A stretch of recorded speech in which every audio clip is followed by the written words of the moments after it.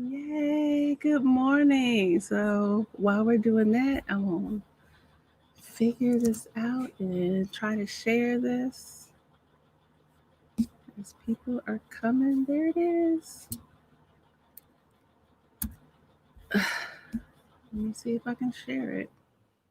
Good morning. If you are here for continuing education, I will tell you all the technical stuff. I think the folks that are here for continuing education are people that have been here before, so you know all of these things. My name is Dr. Ifetayo Ojelade, and I am a licensed psychologist. I'm also the executive director at a Healing Paradigm based in Atlanta, Georgia. For those folks that are here for continuing education, do me a favor, go ahead and check in. Just say hello in the chat so we know that you are here. That's your way of signing in. And throughout this process, I just need you to remember that it is really important for you to comment, ask questions, stay engaged in the chat. Again, that's our way for documenting that you are here for continuing education.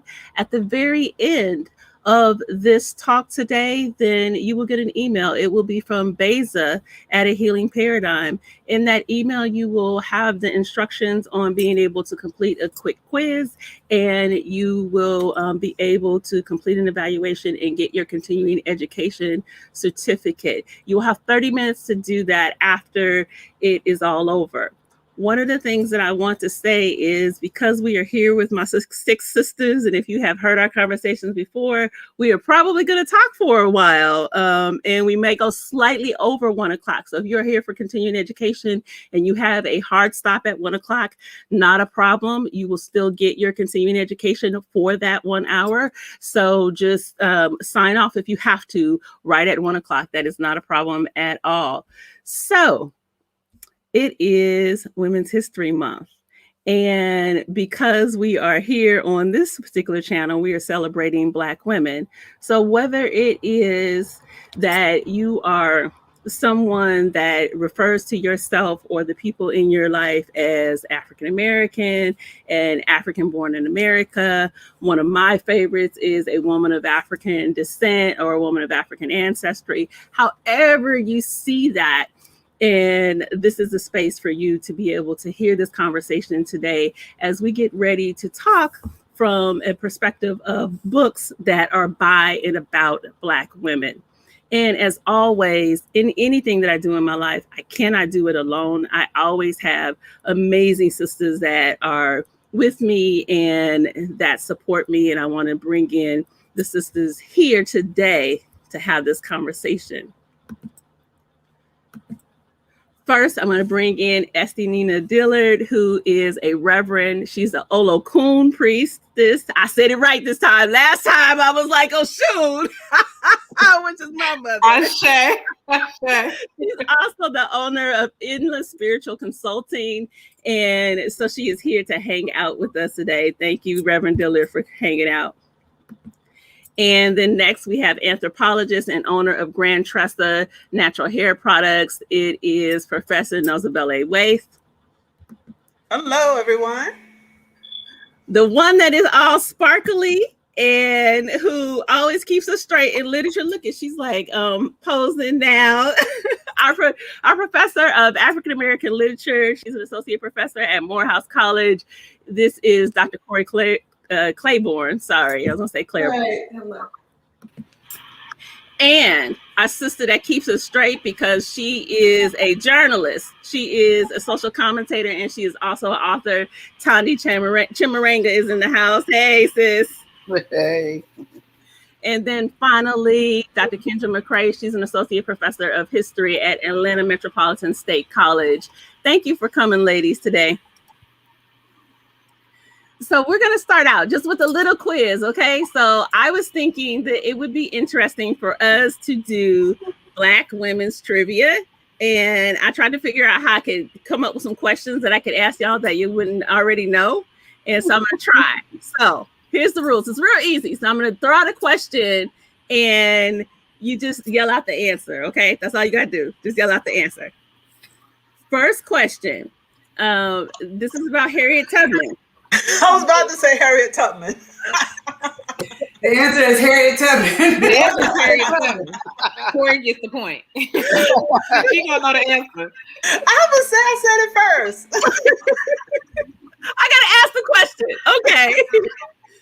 So one of the things that we know is that our sister Araminta Harriet Tubman helped a lot of enslaved Africans escape. And oftentimes they would have babies with them.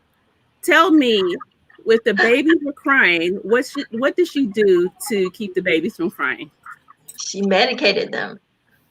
Darn historian. With what though? Yes. I was like, you know what, Grandma, historian? Stop it, because I'm not a pharmacist. I'm not in the medical field. So but you know, the thing just went in one ear and out the other. It wasn't laudanum. I know that. Yeah, it was like some herb that also stopped diarrhea as well. Yeah, it did everything. Yeah, it did everything. It stopped nausea. Yeah. Was it an herb? I don't know. She said it had opium in it, though. I thought was it an opiate? I think it was some type of opiate. I can't remember. Yeah, it was. It, but I mean, opium is an herb. Yeah, it is because it comes from the poppy. But this is an opiate, so it's a derivative. So yeah. Okay, so we don't know the name of the herb. So if somebody would know, yeah. Yeah, so maybe that's something that y'all could do. If you want to answer in the chat, you could help us out. But we do know that yes, that she drugged the babies, and they would carry them in like little baskets in order for them to escape because the babies obviously they were going to cry. Mm-hmm. Okay, next one. Okay, and we're banning the historian because she already answered the question. Going on mute. Too fast. You answered too fast. Okay. What Black woman earned her PhD from the Sorbonne in Paris in Anna Julia Cooper. Anna Julia Cooper. Bad. Put yourself on mute, bad. And it was in history. Wait a minute. And she was the first Black woman to get a history degree. How you PhD? A PhD in history. And she was the fourth Black woman to get a PhD at all. See, I just decided I don't like none of y'all. We don't like you either. Okay. Quizzes. The last question. Let me see if y'all can answer this one. Okay. What is the name of the first person, man or woman, but it was a woman, who won 2 consecutive gold medals in the 100-meter dash? And she held her record for 50 years. First person, male or female? It's a Black woman. Wow. Damn, got y'all. McCray, you know that? Yeah, you got me. Wilma Rudolph? Is this another? There is a recent article that's going around about her, right? Is this what it is? Wyoming I can't remember her name. I was like, oh, I should know her name and I should read this article, but I had other homework, so. I know. Tell us about her. Yeah, and I know it's in the 1968 Olympics. It's like in Mexico. In Mexico, yeah. Okay, tell us. Yeah. So I have all the information that you want to know about her. If you go to the Healing Paradigm page, there's an article posted just about her. Yes, her name, the way that I am pronouncing it, I'm hoping it is right, is Waithe Tyus. And she's on the Healing Paradigm page. I figured that was going to be the only one. I got 2 others, but I'm you did that on purpose. You set us up. But I'm glad to know about her because I did not know that. Mm-hmm. Well, a lot of people don't know about her. So, yeah, I mean, I think that's a big deal. Okay, so I want us to jump in. And we're talking about books that are by and about Black women. Let me say that right. But I wanted us to first start, and Thandi, I want to start with you. I want us to start with movies because we know oftentimes that a book will be adapted into a movie. And I think we will be remiss in not even mentioning the fact that the United States versus Billie Holiday came out. Mm-hmm. And so that dropped last week. Interesting reviews. I admittedly like Andra Day as a singer, and I appreciate it being able to see her in her first performance. Thandi, I'm wondering your thoughts about that particular movie. Well, it's unfortunately, and I say unfortunately, I've only seen it once. I want to see it again because I want to be sure, okay, what am I looking at? What am I feeling? But initial, I guess I could say initial unscattered thoughts or scattered thoughts. I thought about you, what you were saying in terms of trauma porn. And I was thinking, well, on the one hand, we kind of know about her life, but we haven't seen it visualized. Well, when I say we, those of us who weren't around when she was on the scene, who don't remember her struggles as they were happening, we get to see it visualized. But at the same time, I don't know, do we? Somebody like a Harriet Tubman, who was doing such important work at such a crucial time, such work that involved life or death. We're not going to see things associated with her, quote unquote, that's quote unquote scandalous, right? But in terms of a Billie Holiday, it's like, I don't know if I needed to see that, but at the same time, I mean, she was human, but did I need to? I don't know. That's why I got to see that. I mean, I don't know. I mean, she was human. She was flesh and blood. She was not a goddess. I mean, I consider all of these sisters goddesses. And then when I see stuff like this, it's like, okay, she was human, but I think I wanted to keep her on the pedals. I'm not sure. But I know I came away. I did come away thinking, you still my sister. You still the girl. You still the homie. Still love and appreciate you. Hated what you went through. So we talked off stage about the my thoughts about Harriet being able to process it after all of the hoopla has come down. I'm not sure. I need some more time to process what I just watched. Okay.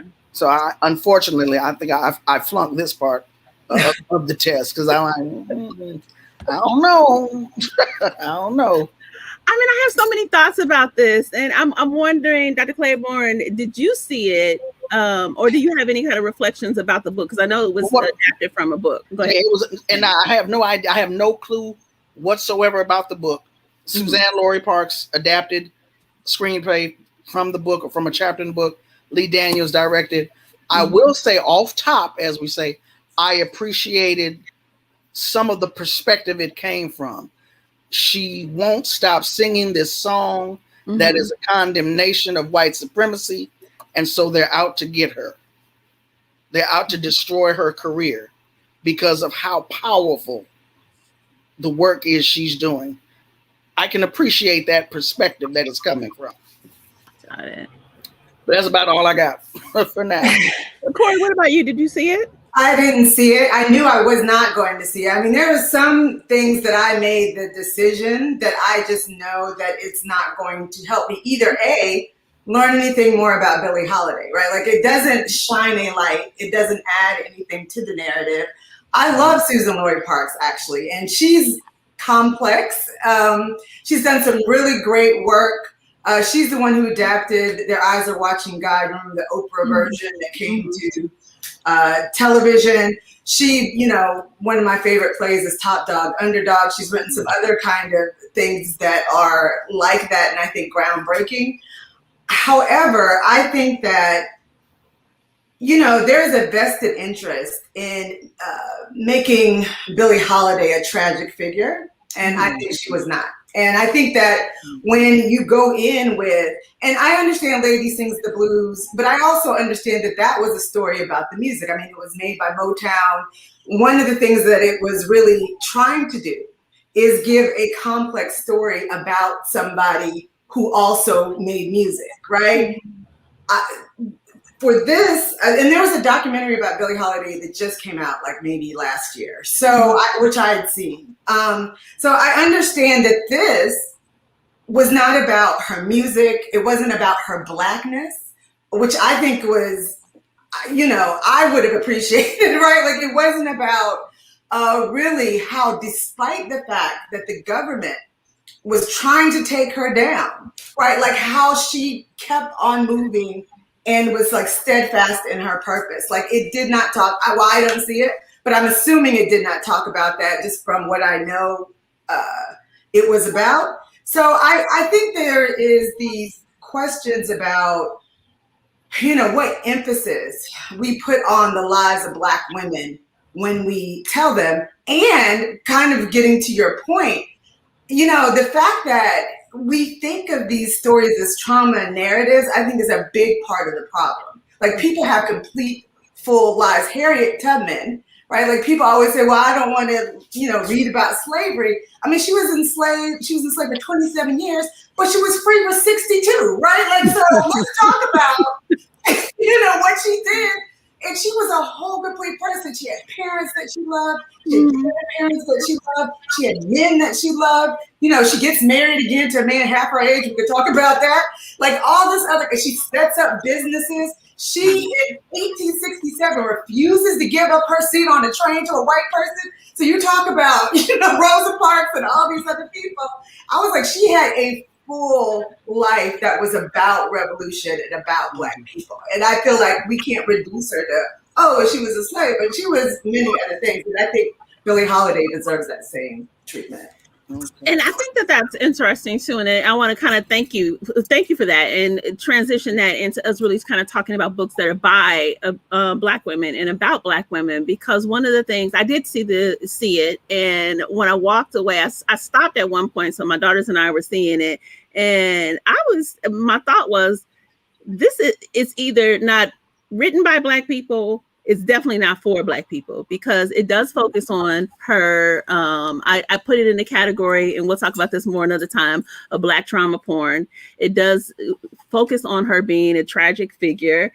It's constant kind of just problematic ways. It's basically like these tropes of the two tropes of Jezebel, with the kind of fluctuating sexual relationships and that sapphire. So you can feel the power in the fact that she does not stop singing the song, but it's everybody in the story gets called a bitch at some time. And I said, so that's what we doing now? So we calling everybody bitches. That's what we're doing. And so that just took me aback of like how every single woman is called a bitch, how there's this focus on her of being so problematic. And we know, so we don't need to fantasize about this. We know that Billie Holiday had an addiction to heroin. We know that. But we also know that she had a lot of trauma that she was working through, and that we know that when people have trauma, then they have these pieces of their lives that are not perfect. And so that's there. But I left with like, this is so problematic. I just couldn't do it. I would not watch it again. I know Tony says she's gonna watch it again. I will not watch it again. But that's like Whitney Houston, right? Like if I haven't seen whatever, TV movie, because I think they had one out. I think they're making another one. But Whitney Houston's life is not just she was on drugs. Like that is not her life. Like if you don't tell it's like you have to tell the story about her voice and, coming from her mother and having this lineage of Black women who are such powerful singers and how that's important. So if you wanted to show is her doing drugs from the beginning to the end, it's what that sounds like. Not fair. What that sounds like is because for Whitney, Whitney is contemporaneous with us, or we're contemporaneous with Whitney. So we know about Sissy. We know about short-term rental. We know about all of these things. Right. Someone who's going to come after us years later might just know something popular and decide to make the story. Just like I was not contemporaneous with Billie Holiday, so I did not know about the husbands trying to set her up. I didn't know about these things, certain things that I do not know about her. So it helps, like you say, the full life, the full round of life. The human being. Which says, number one, do your research, but also include those people who know these stories or who remember in your research. Right. And I think there's a vested interest. One at a time.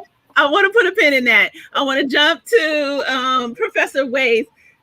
Jump in this conversation, and then I want you to I want us to shift and talk about books now, because that's going to be our focus today. So I want to hear what books that you think are significant that are by and about Black women. Go ahead. Okay. I just want to say really that I think that there's a vested interest in portraying African women in certain ways, right? So if we always have, and not just African women, but the African experience as one of struggle, one of difficulty, one that is just totally joyless, right? Because if we continue to see ourselves kind of like the good time effect, right? That is always struggle, is always poverty, is always lack, that we start to think and start to construct these realities of lack. And because because African people live in these reality of this perpetual state of lack, they can't see all the possibilities that they have, right? Because that's all that we've shown. And I think one of the things that is important to me, I talk about this book all the time. I don't know if you all can see it. The Invention of Women. Since we are talking about women, and this is by Ojelade, that she's great. When we think about women, we look at it from a Western standpoint. Right. We examine gender from the perspective of Western people. So having this whole discussion about African women, we're essentially discussing it from that standpoint, because in her research, she shows that in Nigeria, that women are so complex. Women, we're just not this binary thing that's just determined by our gender, right? Or as Western society says, women aren't defined by not having a penis, because that's how they basically define us, as the ones who don't have the penis. So in Nigerian society, a woman is multifaceted, and she has all these different intersections where you can meet her and come to her as. So not only is they take the biological aspect into consideration, but they take her standing and her position in the spiritual community. If she is a priestess, they take in account her position in the family, if she's the firstborn girl, if she has children. So people meet women on all these different intersections, so they're not a monolith, basically.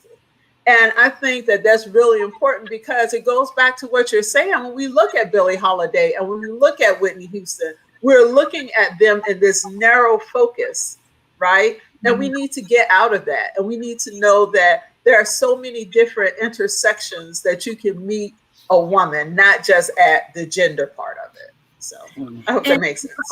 Yes, it does. Because Wumi's work is really important. I used to open my psychology of gender class with her work and having my students read that, because she's making this argument that in Yoruba culture, gender doesn't exist. That there's a hierarchy there, but it's an age hierarchy. And part of the example that she uses is that she looks at the Orisha, or the deities, and she shows that, like, when you look at the Orisha, then you've got Oshun and you've got Yemonja, you've got all these Orisha, Oba. You can go down all these female Orisha, Oya, that are considered like the market women. They are professionals. They are the creators of banking and finance. When you look at the Odu, which are considered female, they are the possessors of all knowledge, past, present, and future. So it's a totally different perspective. Now, people push back on her and say that it's not right, but it is a completely different perspective than what you're saying, Professor Waithe, so this kind of Western perspective of how we look at things. Right. Estee, I'm interested in just your kind of thoughts about this. So jump in this conversation. Yeah, because this is particularly apropos for me as Olokun. Olokun is a deity who is both male and female, and in the sacred Odu both ways. So there are Odu that say Olokun when he was pregnant, right? So particularly for me as a person who works with that Ashe every day. The energy of it is the focus. The utility of it is the focus, and the function is more culturally the focus than this idea. That's something that we inherited as a part of colonization. Now, I'm not saying that there aren't some other tropes and themes around gender. I'm not at all trying to create this image, but I don't think that as when we look at the origins of African culture that we see it or understand it or experience gender in the same types of ways. And even when we think about queer folks, trans folks, non-gender identifying folks, we have all of that there. So even to tie that into one of my books, because I couldn't pick just one, so I have like 5. But but this for me is Sacred Text in the Spirit of Intimacy by Sobonfu Some, which talks about ancient Dagara culture, but particularly Elder Sobonfu was a ritualist, and so puts African culture as a Black African descendant woman in context for person, community, relationships, culture through ritual, and how you can hold and honor and name and understand what's happening for them culturally. And even in this text, she writes about the gatekeepers, those folks who had gender fluidity and sexual fluidity that had a function in the community. It was not foreign, it was not unknown, it was not new. It had a role, a particular spiritual role, a particular ritual role, a particular communal role that was a part of the integrity of how the Dagara folks were able to live and thrive. So I think it's really important that we are aware of the ways our conception and constructs around gender are not that relate to our ancient ancestry. Right. Okay, and we're gonna come back. I know you said you got 4 more books, so I want to be able to get to those. I want to jump to Dr. McCray for a second. So, Dr. McCray, you know you're gonna give us something from a history perspective. What are some books that we should be looking at? So I was thinking remaking Black Power. That's what's on my mind. I'm very interested. It's right here. We all have some of the same books. Huh? We choose a lot of the same books. Yeah, we have overlapping interests. But in particular, this one's by Ashley D. Farmer, and I'm particularly thinking about the ways that Black women resist, what happens with the resistance. And so I know you talk a lot about mental health, or that's your area, mental health. So, you have me thinking about, what is this resistance do for their mental health, right? So Dr. Akinyele Umoja was on last week, I think, talking to you. And my takeaway from his talk was that resistance is healthy in certain ways and necessary for our mental health. But then when I did my research, and Ashley Farmer and our research overlaps. So when I looked at women who are in these cultural nationalist, Pan-African cultural nationalist organizations that were particularly influenced by the philosophy that gave rise to Kwanzaa Kawaida, a lot of what came out of their stories, those women's stories, was that this idea of activist fatigue. So Russell Rickford writes about activist fatigue. His book is about Black nationalist schools. We are an African people. So that's a flip side of the story. And I then began to look at the ways that the women exhibited leadership around these concepts. And I feel that Ashley Farmer's work is very much in conversation with my work and in the research that I'm interested in.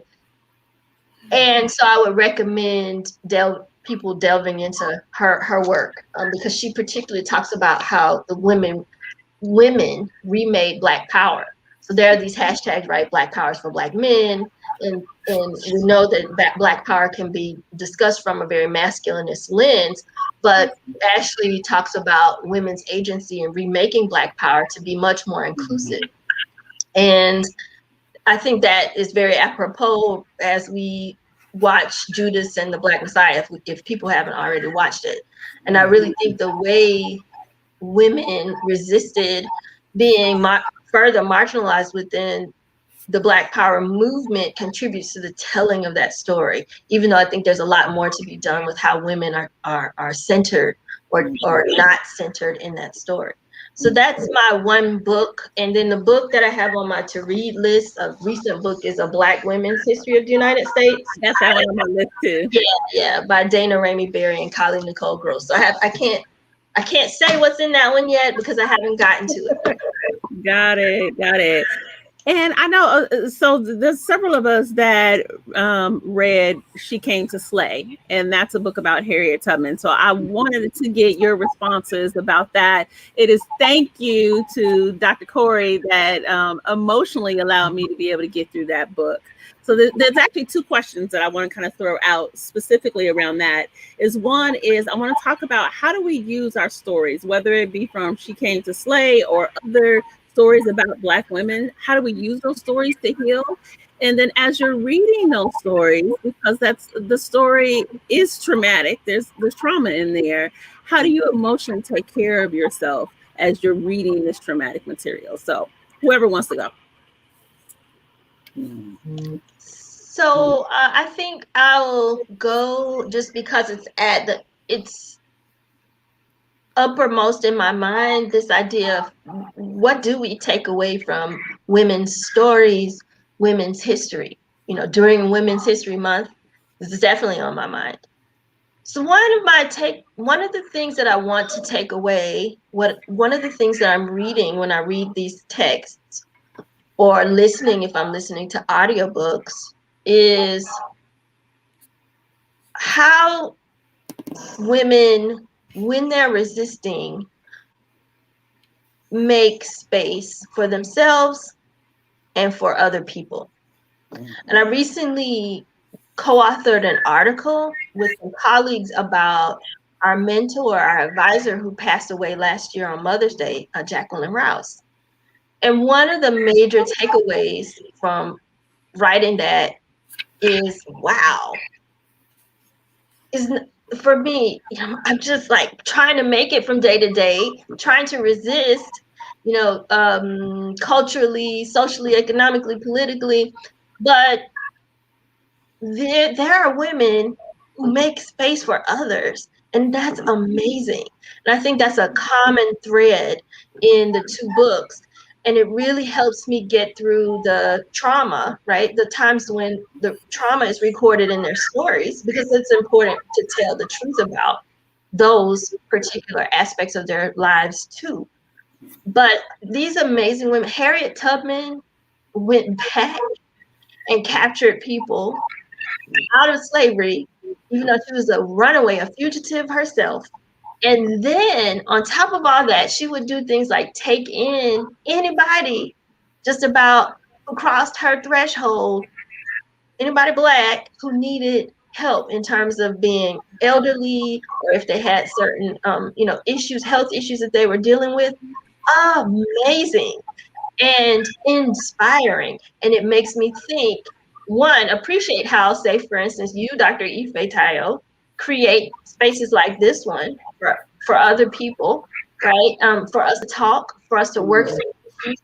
And then it inspires me to go about doing the work of creating spaces, no matter how small, for other people, even if I just have to start with my own children.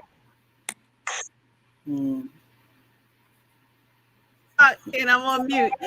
I think that's what we do as Black women, is that we just are constantly figuring out in our own ways how do we create space. And I just wanted to kind of let people know. So we talked about two books. I was splitting it up, but Dr. McCray introduced both of them. So we talked about discussing She Came to Slay, which is about Harriet Tubman, and then there's a new book that is out. It's Three Mothers, and it's got a subtitle. I don't remember the subtitles yet. Thank you. That Professor Waithe is holding up. It was about the mothers of Malcolm X, Martin Luther King, and Richard Wright. And so James Baldwin. I'm sorry. I said Richard Wright. Thank you, James Baldwin.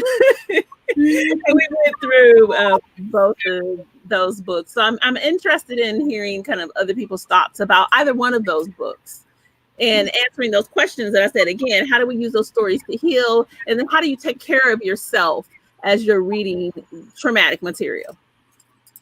Yeah, I think one of the things that I wanted to say is that we all have the experiences that we can look at all the women in our lives, our mothers, our grandmothers, our aunties, our friends, who are constantly making spaces for others, so much to the point that they forget to make spaces for themselves. And I think that just as important as making spaces for others is carving out space for yourself, you know, to continuously to do things to feed you, things that will, you know, help you grow and prosper. Because I still remember, because sometimes it's hard to see that. And I still remember the day that you and Dr. McCray came into my dining room and bullied me about going back to school. It was like, okay, so yeah, you got this motherhood thing going on. You're really good at that. And, you know, Dr. McCray, she was like, you have a brilliant mind. You need to continue to use it. You enjoy learning. You enjoy doing these things. You enjoy going to school. So you can do those things as well. So I think that continuously to do things that make you happy and surround you with people that are going to force you to make the hard choices, which is sometimes I need this time for myself. I need to do this I'm going to take care of everybody in the world, but this room right here is my room. Nobody comes in it. Nobody drink the last bit of soda in the refrigerator. That's mine. Because, you know, all those things that we have to remember. Sound like a black mama to me. Yeah, that's what it sounds like. Estee, what were you going to say? So part of what struck me about We Came to Slay is similar to what Professor Waithe was saying. My favorite page, I think, in the book was the page where it documented Harriet Tubman's family. And it made me think about, similar to what Professor Claiborne was saying earlier, these people were like whole human beings. And even as a person who, in a very, to this moment, childlike way adores, and I can't imagine being a black woman who escaped slavery and going back to get 300 people on multiple trips. Like, I don't know if I got it. Like, I might have 3 good trips in me, maybe. And then I could be fresh out. Like, y'all should have came. I don't know. Like, the magnitude of that. You know, to have organized for that whole group of 700 folks to get free, like the way that she used her genius to literally free people. So, you know, to me, it doesn't get any better than Harriet Tubman for me. But I still never thought about the fact that, like, Harriet Tubman is on somebody's family tree. Like, there is a place where she fits with siblings and with grandparents and parents and nieces and nephews. And she had another life. She got married again. She was very intentional about using her own kind of political savvy. And, you know, so I just think looking at that page, it just helped me to reframe and reconstruct who she was as a person in the midst of the revolutionary things that she was able and chose to do, right? Which for me was the thing of, like, it's all a choice. We all have whatever our spirit came here to do, and you get to choose how that works out. And if she had chosen something different, she still would have been Harriet Tubman. You know what I'm saying? Like, she's still like, if she had freed 4 people, she's still Harriet Tubman. You know, but now she's like, I'm gonna get a smooth 1100. You know, like, how does that even happen? I don't even know how you do that. So I think the magnitude of that for me, it just brought home the person, and it personified and humanized her for me in a way that reading about and knowing about her trauma had not ever done. So yeah. So the thing that gets me is that as you go, as you progress through the story, you realize, like, okay, so she not only freed herself and she freed these other folks, but she freed her entire family except her one sister that was sold further down south. And she didn't free them all at one time. She kept going back, and it became progressively more dangerous. She had a bounty on her head, and because she kept, just going in and taking people out of her family, they were looking for her, and she knew they were after her, and she was still like, I'm about to go. But I think about personifying, for me, I think there's a way that sometimes when we have these historical figures, we can lose sight of, she was scared as shit. You know what I'm saying? Like at some point, I understand strategy. You're going to get everybody. So you went back and got your parents. Then you went back and got, you know what I'm saying? Like, I like that part. So, and that they're looking for you, but reading this, I'm like, she got to be like, yeah, I might die this trip. Mm-hmm. And I'm going to try to get my cousin anyway. You know what I'm saying? I don't know that I'm going to be risking my life with my cousins. Right. So, and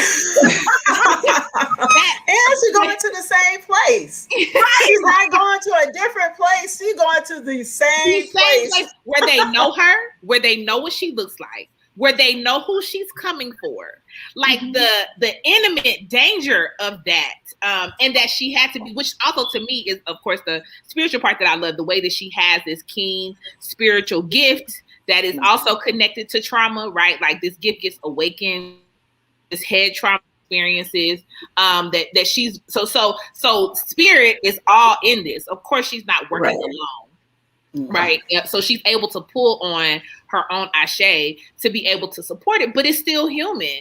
And so I think that part for me, it was emboldening too, of like, maybe I could go, you know what I'm saying? Like, which is a very, we talk about that, like, if I'm gonna free anybody, I'm gonna talk in a way that I can at least free my mom and my family.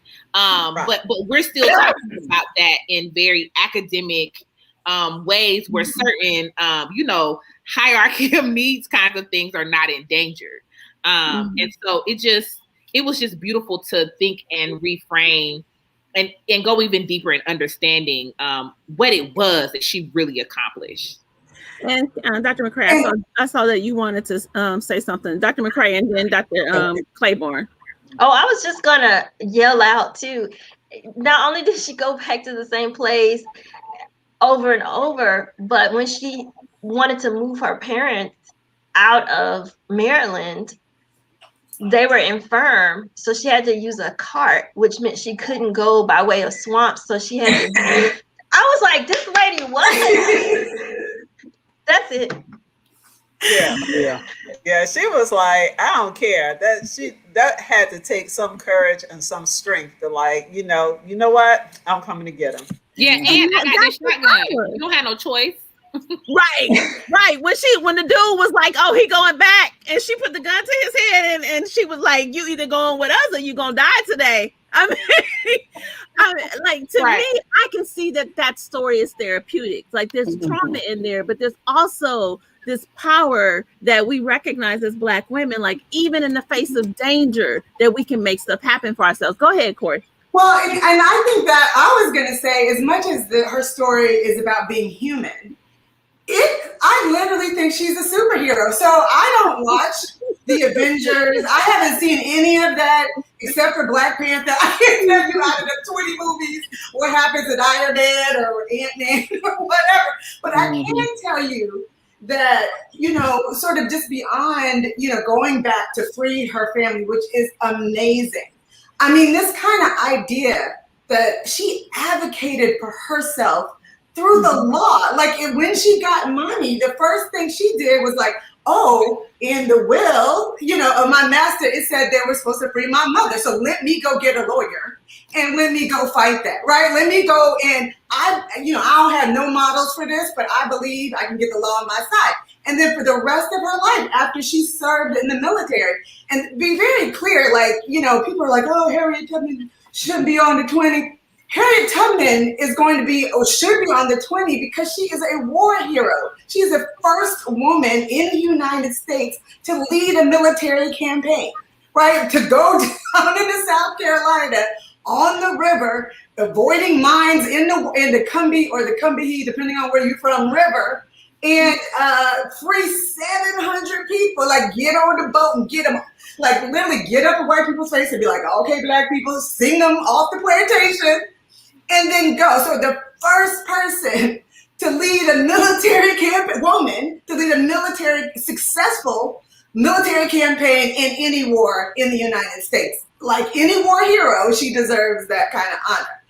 And after they didn't want to pay her, she was like, oh, what we gonna do is we gonna keep going back. Because one thing, you gonna give me my money, you gonna give me the pension for being a widow for my husband that died, you gonna give me my money, right? And they gave her money. And I think that one of the things, I mean, she had to work it out, but she always believed, right? Like in spite of evidence that white people tried to tell her that she wasn't worth anything, she was always like, this is what I'm worth. This is what I'm about to have. You cannot tell me, you can't tell me to go over here. You can't tell me to shut up.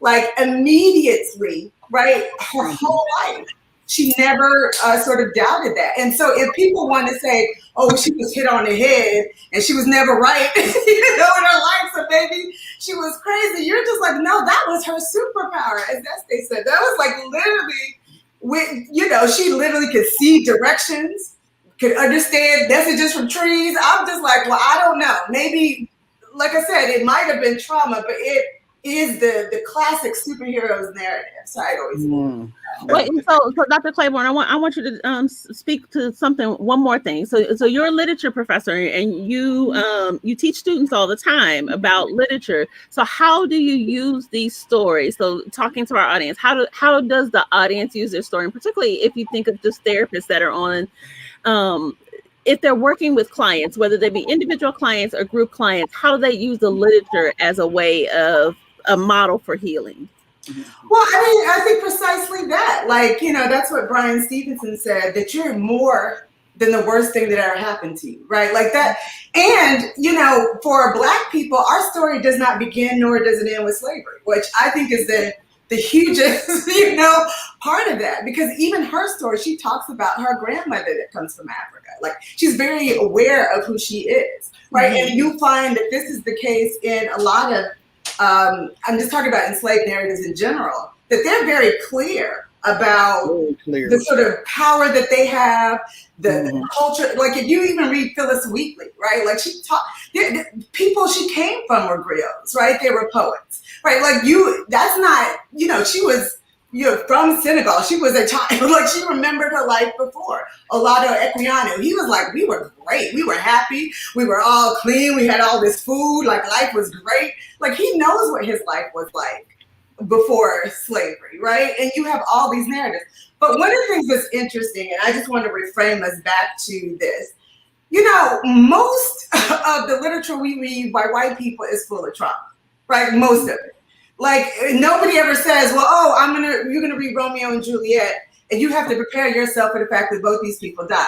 Or we're gonna read Oedipus, right?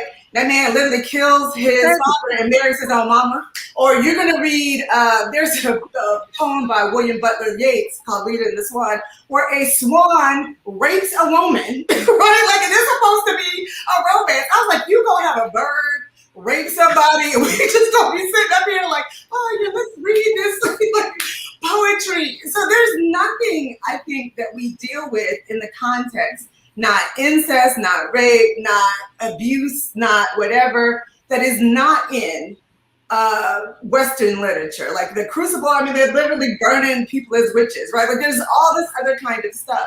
A lot of romance narratives too, that you are forced to read as Black people, I actually think are more traumatic. Like, so for example, I started thinking about this from our last conversation. We're like, oh, well, nobody ends up happy.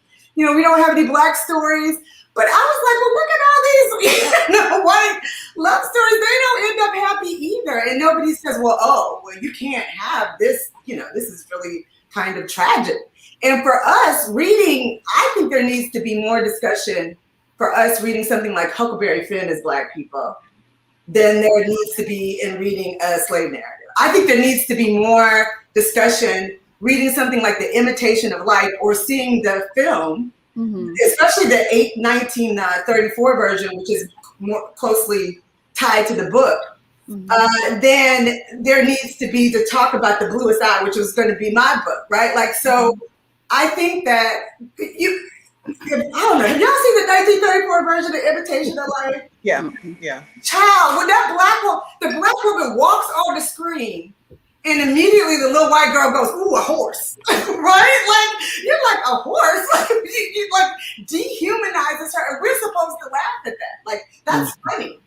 That's funny how she's dehumanized. So I was like, nobody prepared me for that. Nobody literally prepared me for the punch in the gut of the way they made this woman a laughingstock, the way that they sort of did that until they killed her, like literally at the end of the book. So, I have this kind of notion that we first of all need to call everything what it is, right? There is a obsession, I guess, with trauma from Western literature. We do borrow some of that in our own, but by and large, I think what we do is speak against that. So when people wrote slave narratives, they were speaking against these white people who were calling them all kind of names, were trying to justify slavery because they were dumb and inhuman. Thomas Jefferson literally said, only person who could sleep with a black woman is an orangutan, right? Like he writes this in the narrative of, the sort of the notes on the state of Virginia. And so when, Frederick Douglass starts to write, he was like, well, let me try to show you my whole humanity. When Harriet Jacobs starts to write, she was like, no, I'm not an animal. We love people. So let me take, right? And I think you have to kind of say, again, we are more than this, and let's talk about why.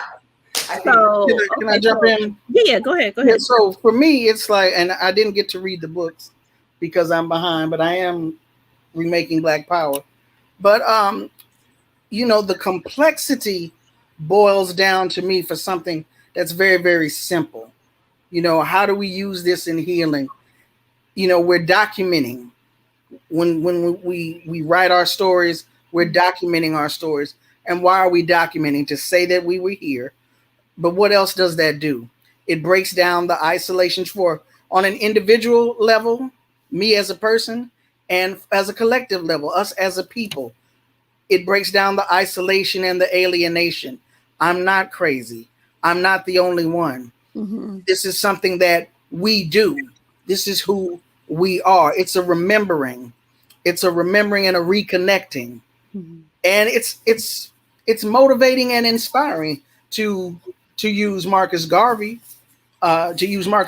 words, that which that which you can do, you have done. We've done certain things. We can be great because we've been great.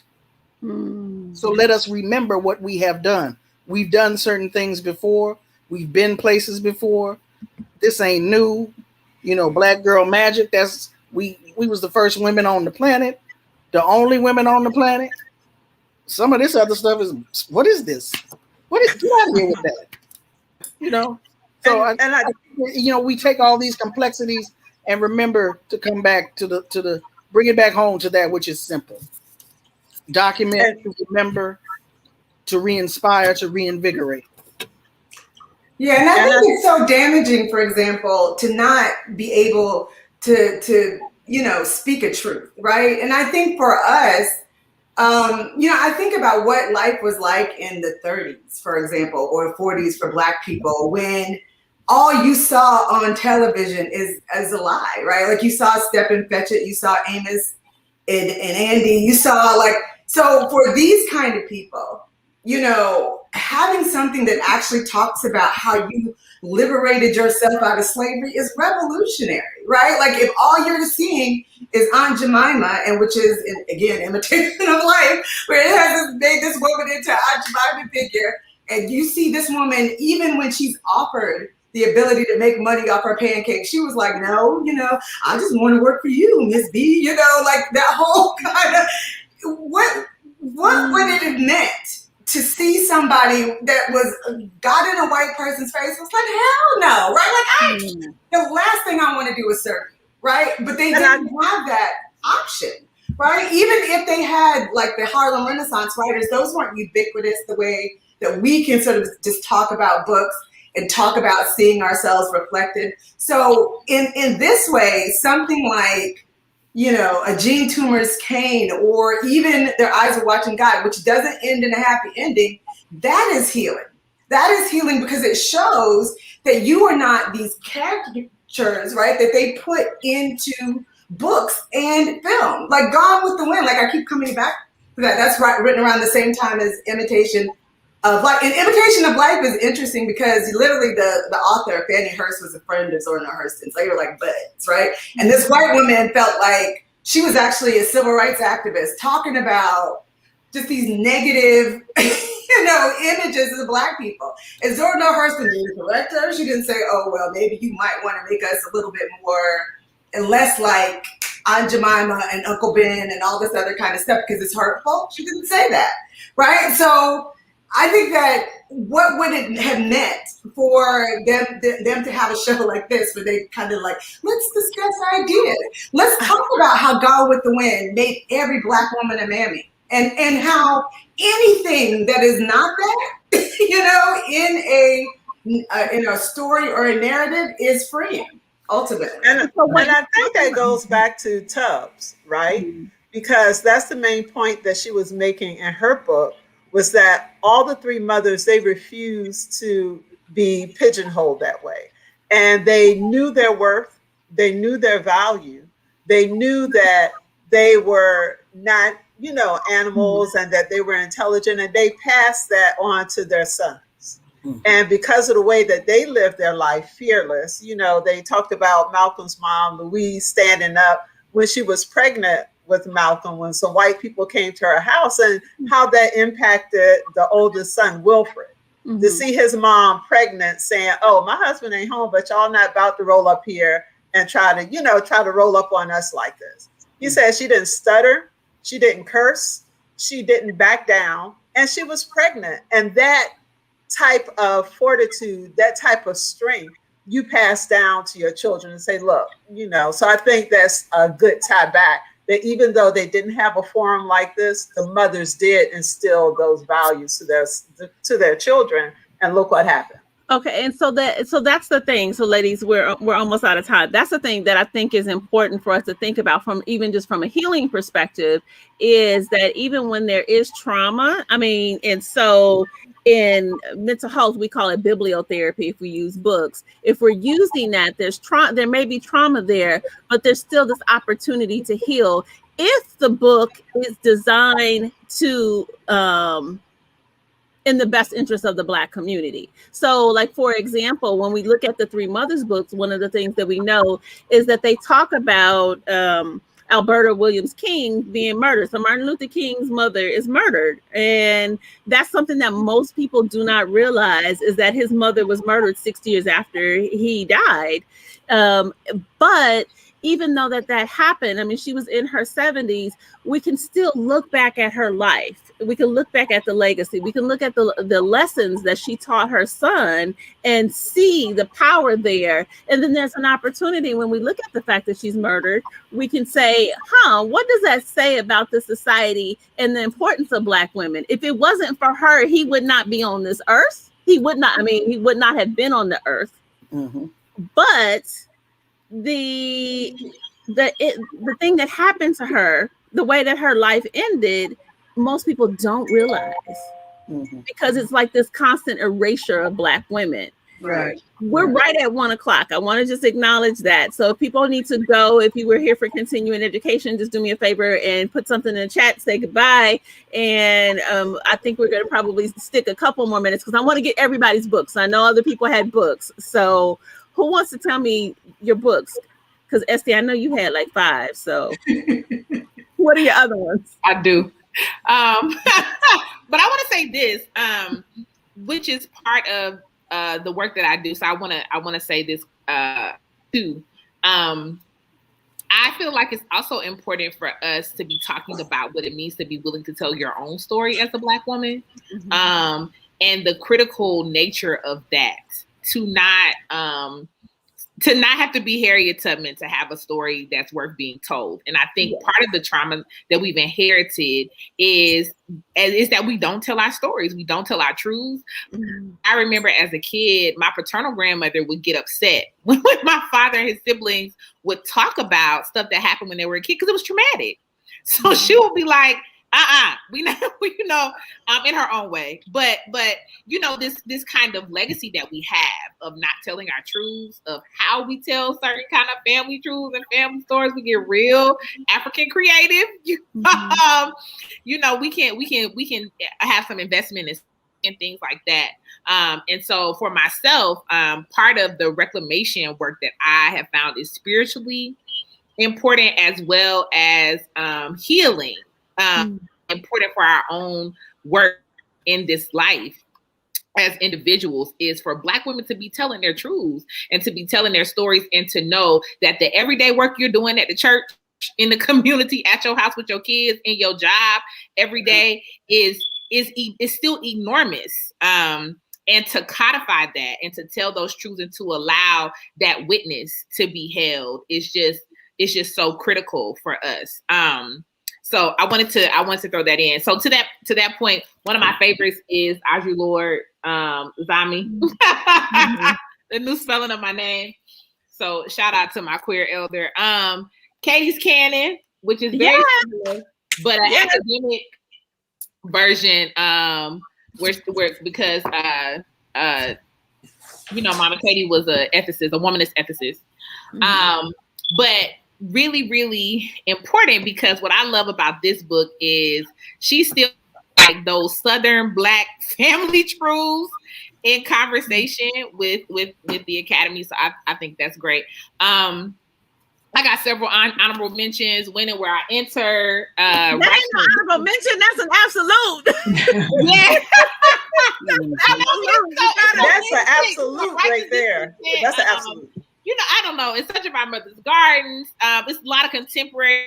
Tamara Lomax's work about Jezebel, I think it's really, it's so many good ones. But like, if you gotta, I probably would stick to those three that I held up: Katie's Canon and Zami, and In Spirit of Intimacy, if I had to, because they help us in different ways to be able to center the story of being African descended, being a woman, being Black, and how that posits us in relationship first to ourselves, to spirit, to source, to God, and to how we relate nationally, and as well as to our families, to what it means to be in this context of America, in the lineage and the beauty of our ancient elders. So, love it.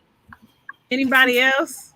What y'all got? I'm typing them in as y'all Lord, I had to make a Spotify playlist, so I'll send you some of it, because I had literal, it was one of those kind of things. I was like, this is getting out of control. So it was like different poems and, books and nonfiction books. And even when I was sitting here, I was like, if y'all don't read A Voice from the South by Anna Julia Cooper, on the first level, woman born into slavery, talk about somebody enslaved, going on to get her PhD at the Sorbonne at the age of, 99, or how old was she? 90, in the 90s. But just 1892, she writes this, right?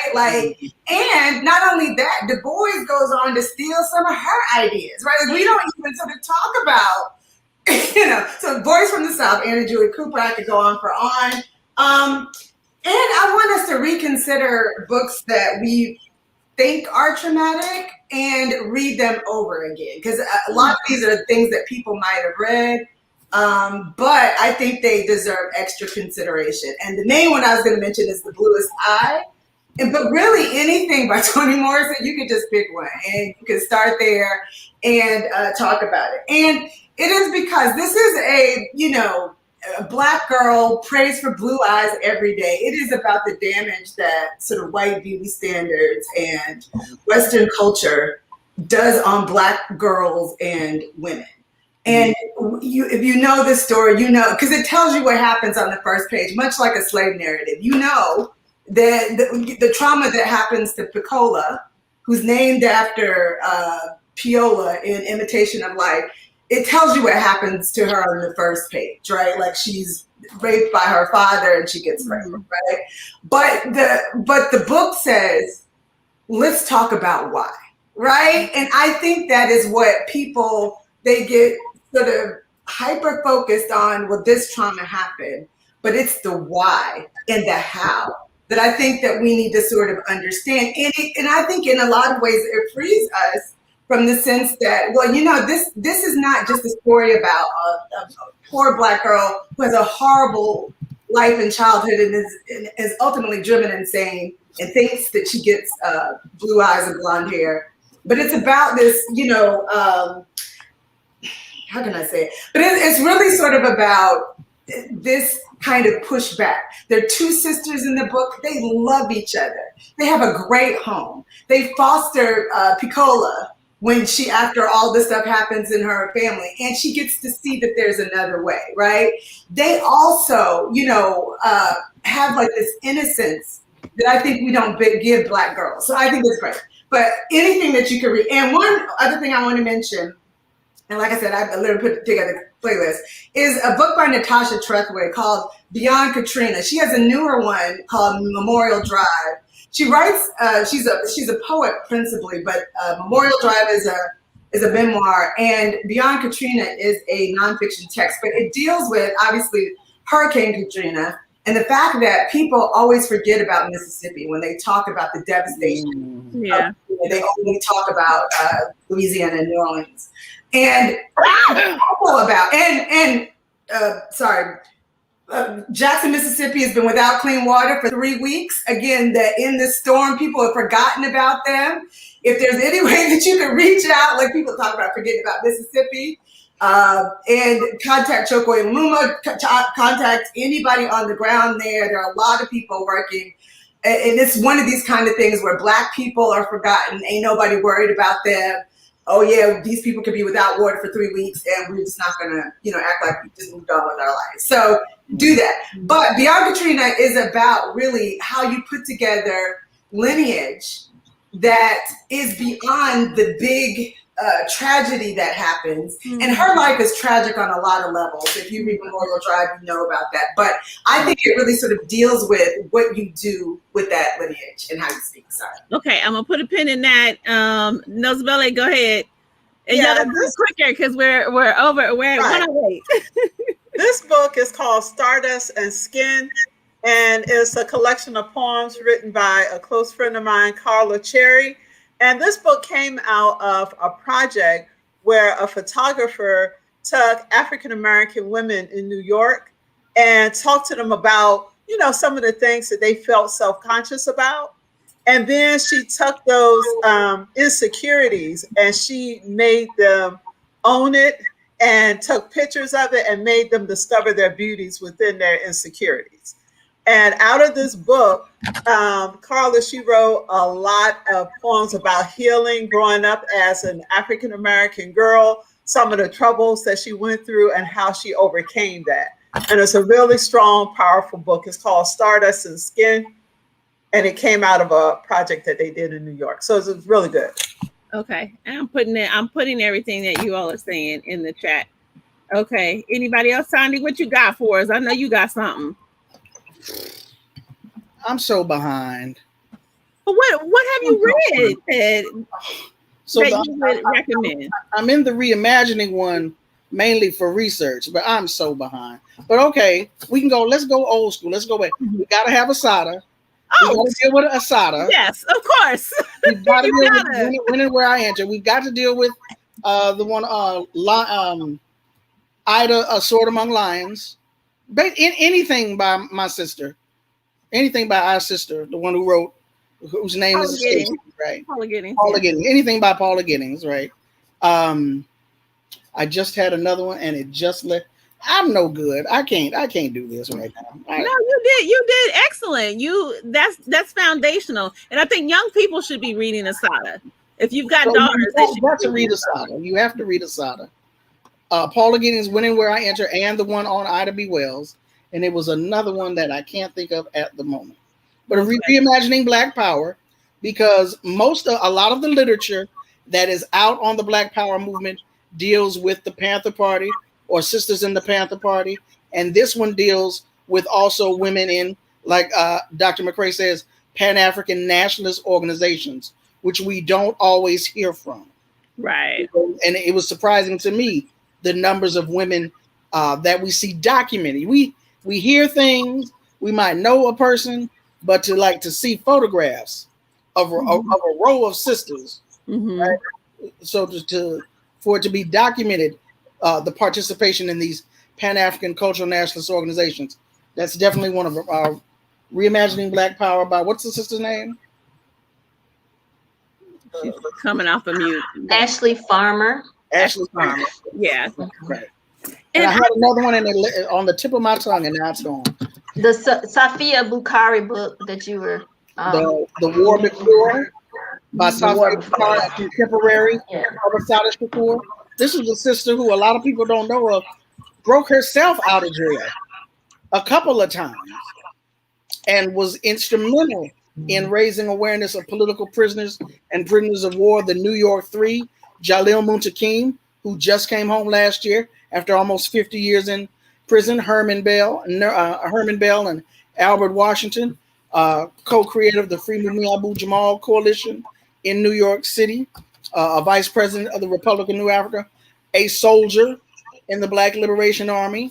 And I don't mean that as a whisper conspiracy, a soldier in the Black Liberation Army. I mean that as someone who stood up in court and said, you cannot try me.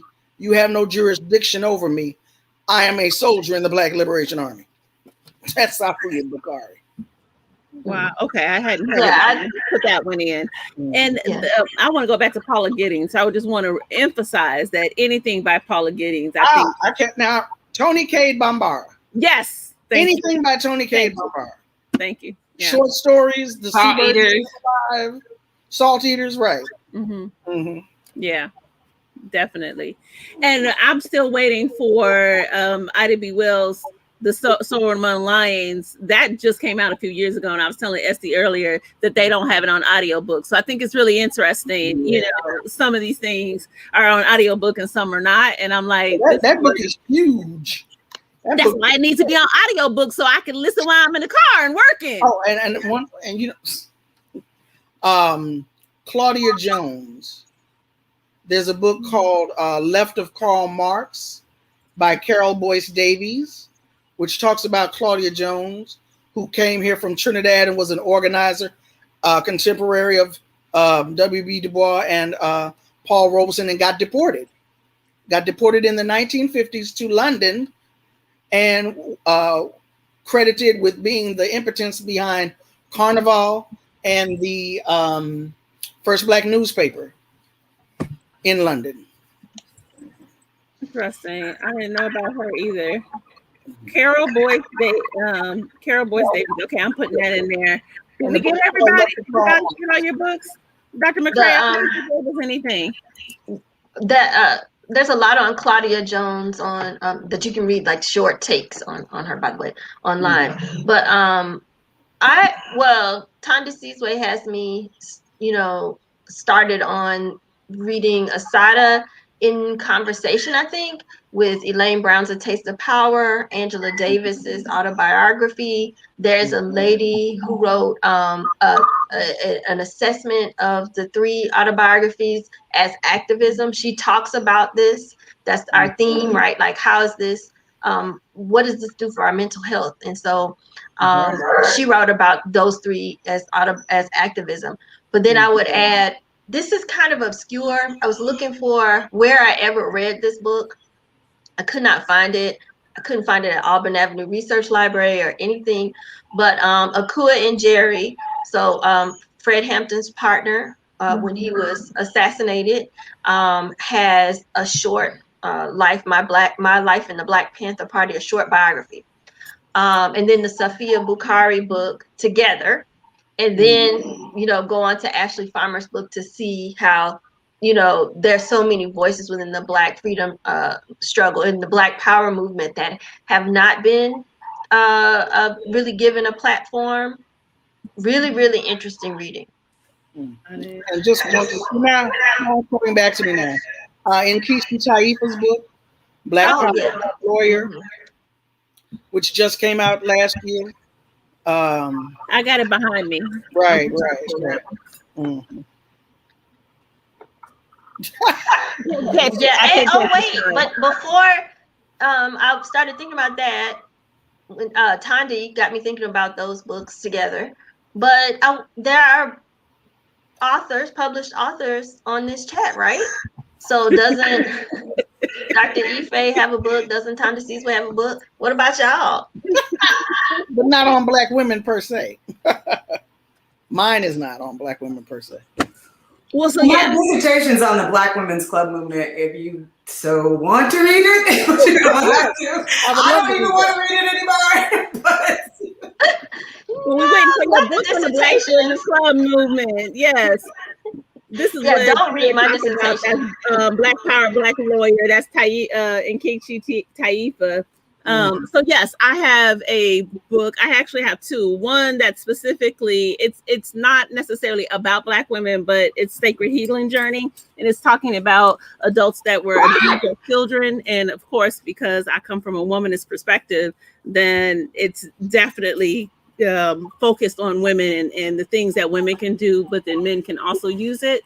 And then this is my favorite. So this is the only one because you guys said everything else that I would have said, but the Womanist Reader. So I consider myself a womanist, and I know Paula Giddings does have Black feminist thought. And so if you're interested in Black feminism and Black feminist thought, then I think Paula Giddings' work is really important with that. But Womanist Reader is my go-to book.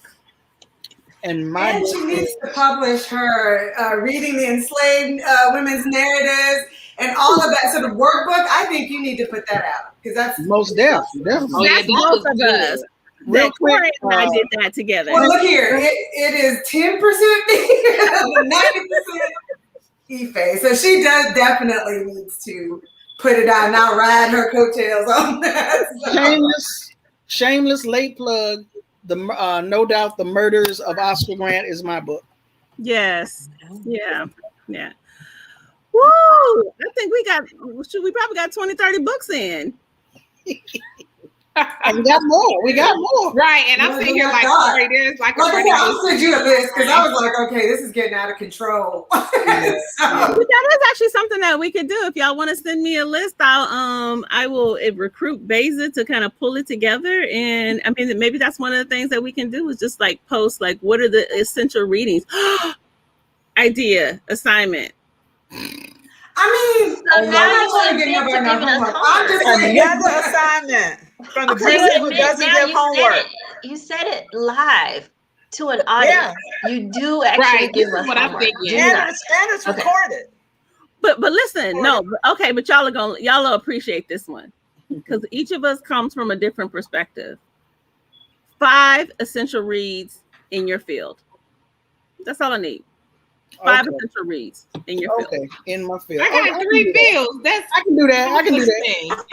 That's okay. You can do that. You got 15. But I think that would be powerful for us to be able to put that list together of like, what are the 5 books that you must read that are from history, from journalism, from I definitely from I was gonna call you Estee about Black liberation theology. I would love that. From just Black women's literature. 5 essential reads. That's all I need. Anthropology. See? Okay. I like how you just threw that in. Like, all this. Yeah, because when you talk Womanist Reader, then I was like, In Search of Our Mother's Gardens. Like that too. Like that's the seminal womanist text. And I think there's still so much that we can garner from that, even though Alice Walker's position about womanism has evolved. Patient, but that text I still use a lot. Yeah, and you mentioned Black feminism, but not Patricia Hill Collins. That's right. I'm sorry. Without that. No, so what I did is because I'm talking too fast. So I said Black feminist thought, but I said Paula Giddings because we were talking about Paula Giddings instead of Patricia Hill Collins. I'm sorry. That's a correction. So Black feminist thought was written by Patricia Hill Collins. So sorry, Also when I'm wrote- live, then I'm making mistakes. Right. Who also writes about, sexual politics, which is an important one. And I think it's an essential read. Whether or not you identify as a Black feminist, I think it is an essential read. So that being said, thank you, ladies. Estee, Nena Dillard, who is, I'm going to get this right, Olokun priestess. She is also a reverend in the Christian tradition. And so she's mixing those two things up. She's a queer sexologist. And then just like all Black women, got to have a fourth job. And so she's the owner of Endless Spiritual Consulting. Dr. Corrie Claiborne, who is Associate Professor of Literature. I always box her into African-American literature, but she's an Associate Professor of Literature at Morehouse College. Professor Nozibele Waithe, who is an anthropologist and owner of Grand Tressa Natural Hair Products. Thandisizwe Chimurenga, who is always holding us down because she's got that social commentary. She's a journalist and she is an author. And then Dr. Kenja McCray, who's an associate professor of history at Atlanta Metropolitan State College. Thank you, my sisters, for being here today. Thank you for the space. Thank y'all for watching. Yeah, thank you for having us. Thank you. See you guys Bye-bye. later. See you. Bye-bye. Okay.